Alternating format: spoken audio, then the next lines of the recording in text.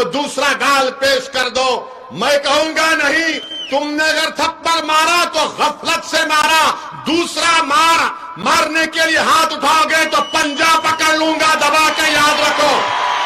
नहीं मुसलमानी फेंका, मुसलमानी किया तो क्या सब क्या दूसरे दूध के धुले हुए? मगर सुन लो गोली मारने वालों, सुन लो मेरे दुश्मनों, मैं मरने के लिए तैयार हूं। क्या तुम मरने के लिए तैयार हो? बताओ गोली चलाने वालों। कानपुर में गड़बड़ हुई। मीडिया तो माशाल्लाह एक तरफा दिखाता है अपने पप्पा मोदी को ही सिर्फ। मीडिया के दो आंख हैं, मगर एक आंख इतनी मोहब्बत में डूब चुकी है बीजेपी के, और दूसरी आंख में मोदी का मोतिया उतर चुका है।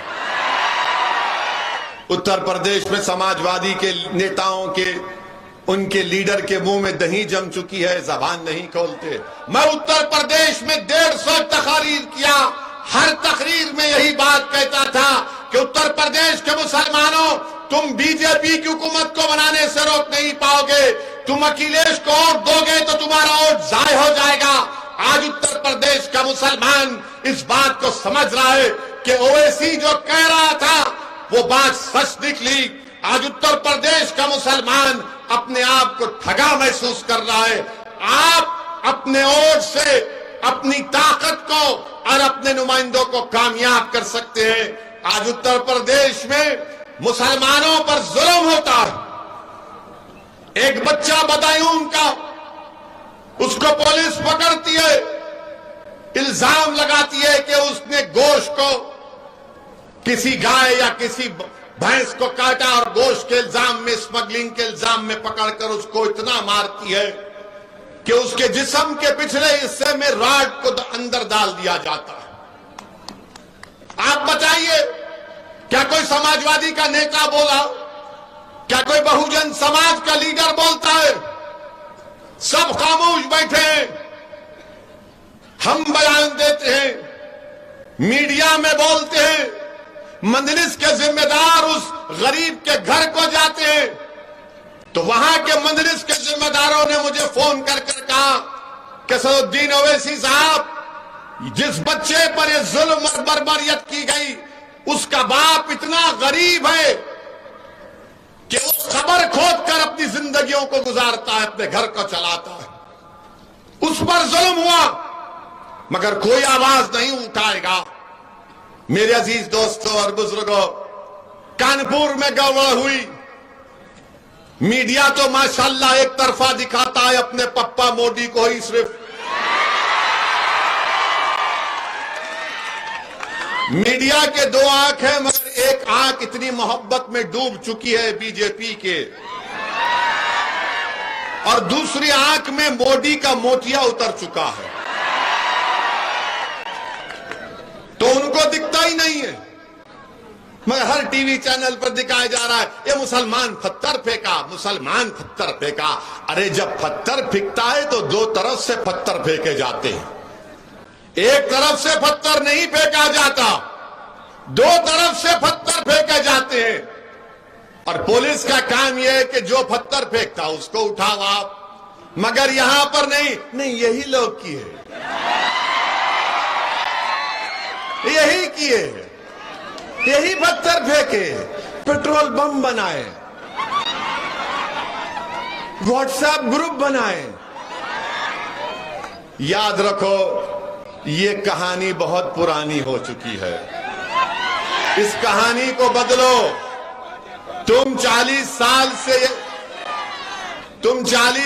से सिर्फ यही कहानी, नहीं मुसलमानी फेंका, मुसलमानी किया तो क्या सब क्या दूसरे दूध के धुले हुए? मगर आप देखो कोई आवाज नहीं उठाता। उत्तर प्रदेश में समाजवादी के नेताओं के, उनके लीडर के मुंह में दही जम चुकी है, जबान नहीं खोलते। मध्य प्रदेश में सेंधवा खरगोन में घरों को तोड़ दिया गया, घरों को तोड़ दिया गया बगैर नोटिस दिए। कोई आवाज नहीं उठाता। सेंधवा खरगोन के गरीब मुसलमानों ने फोन कर कर मंजलिस के लोगों को कहा कि क्या कोई मदद नहीं करोगे। अल्लाह का फजलो करम है, हमने कोशिश की। जिन गरीबों के घरों को बेजा तोड़ दिया गया था बीजेपी की सरकार की जानिब से, हमने उनको कुछ माली इमदाद करने का इंतजाम करवाया। आप बताइए कौन फिर आवाज बनेगा आपकी? सब लोग आकर बोलेंगे ओवैसी भड़का भाषण देता है, ओवैसी जज्बाती तकरीर करता है। अरे मैं जो कुछ कह रहा हूं अभी और कहूंगा उसमें बताओ, उसमें क्या सच्चाई है या झूठ है, मुझे बताओ। तुम सिर्फ सच्चाई को कबूल करने के लिए तैयार नहीं हो। तुम मुझसे नफरत इसलिए करते हो कि तुम नहीं चाहते कि भारत का मुसलमान एक सियासी कुव्वत बन जाए। तुम मुझसे नफरत इसलिए करते हो कि तुम नहीं चाहते कि गरीब मुसलमान को इंसाफ मिले। तुम मुझको गालियां इसलिए देते हो ताकि तुम नहीं चाहते कि मुसलमान पढ़ लिख कर उसके मुंह में जबान आ जाए और वो अपने इंसाफ के लिए खड़ा हो जाए। तुम मेरे जिस्म पर गोलियां इसलिए चलाई तुमने ताकि तुम नहीं चाहते कि मैं जिंदा रहूं और गरीब और मजलूमों की दास्तान को, इंसाफ को बयान करूं। मगर सुन लो गोली मारने वालों, सुन लो मेरे दुश्मनों, मैं मरने के लिए तैयार हूं। क्या तुम मरने के लिए तैयार हो? बताओ गोली चलाने वालों। मुझको मारने वालों याद रखो, तुमको भी मरना है, मुझे भी मरना है एक दिन। मैं मौत से नहीं डरता, मैं डरता इस बात से हूं कि जब खबर में तुम और हम जाएंगे, जब हशर का मैदान होगा तो हम कैसे अपने अमाल का हिसाब देंगे। मौत तो सबको आने वाली है, कोई दुनिया में जिंदा नहीं रहेगा। जो आया वो जाएगा, जो दुनिया में आया वो जाएगा, मगर कौन जाएगा? सबको जब जाना है तो जब दुनिया में चंद दिन की मोहलत अल्लाह ने मुझे और आपको दी है तो हमको सच्चाई को सामने लाने का काम करना है। हमको बातिल को शिकस्त देना है, हक को कामयाब करना है। हमको मजलूमों से इंसाफ करना है, जालिम के जुल्म को रोकना है। मैं हरगिज इस बात को नहीं मानता कि जुल्म को सहा जाए। जुल्म को सहना भी जुल्म है, याद रखो मेरी इस बात को। जुल्म को सहना भी जुल्म है। अगर कोई कहता है कि जुल्म को सहो, मैं कहूंगा नहीं सहूंगा मैं। कोई कहेगा अगर तुम्हारे कोई गाल पर थप्पड़ मारे तो दूसरा गाल पेश कर दो, मैं कहूंगा नहीं, तुमने अगर थप्पड़ मारा तो गफलत से मारा, दूसरा मारने के लिए हाथ उठाओगे तो पंजा पकड़ लूंगा दबा के, याद रखो। वो दिन चले गए तुम हमको डराते थे, वो दिन खत्म हो गए। अब वो दिन चले गए वो डराने के। अब डराने वाले याद रखो, तुम्हारे डराने से हम डरने वाले नहीं हैं। मेरी जिंदगी की कीमत और तुम्हारी जिंदगी की कीमत एक है। अगर मैं मुसलमान हूं तो मेरी जान की कीमत की कमी नहीं है। मैं भारत का अव्वल दर्जे का शहरी था, हूं और रहूंगा इंशाअल्लाह ताला। लोग पूछेंगे ओवैसी तुम क्या कह रहे हो? मिसाल दे रहा हूं। दिल्ली में फसाद हुआ तो वीडियो आज भी है। वो बच्चे का नाम, मरहूम का नाम फैसल या फजल था।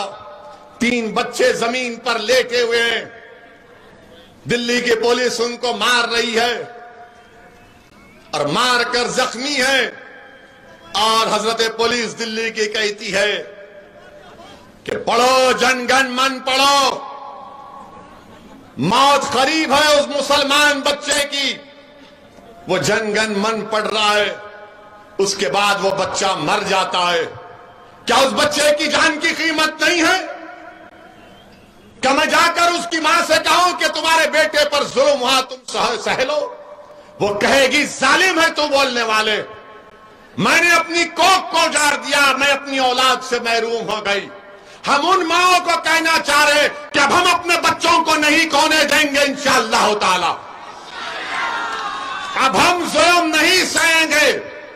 इसलिए कि भारत का संविधान जिसको बाबा साहिब अंबेडकर ने बनाया, उसी बाबा साहिब अंबेडकर ने फंडामेंटल राइट में लिखा है कि भारत के नागरिक की जिंदगी, राइट टू लाइफ एक फंडामेंटल राइट है।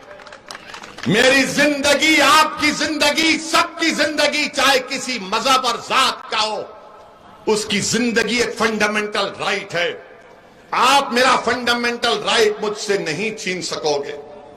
मेरे अजीज दोस्तों और बुजुर्गों, ये लड़ाई आपको और हमको मिलकर लड़ना है। ये लड़ाई मुश्किल जरूर है, मगर मुझे यकीन है कि अगर आपका साथ मिलेगा, आपकी दुआएं साथ रहेंगी, तो इंशाअल्लाह ताला हम ना सिर्फ लातूर में, ना सिर्फ महाराष्ट्र में, बल्कि पूरे भारत में हम एक नई तारीख को रकम करेंगे इंशाअल्लाह ताला।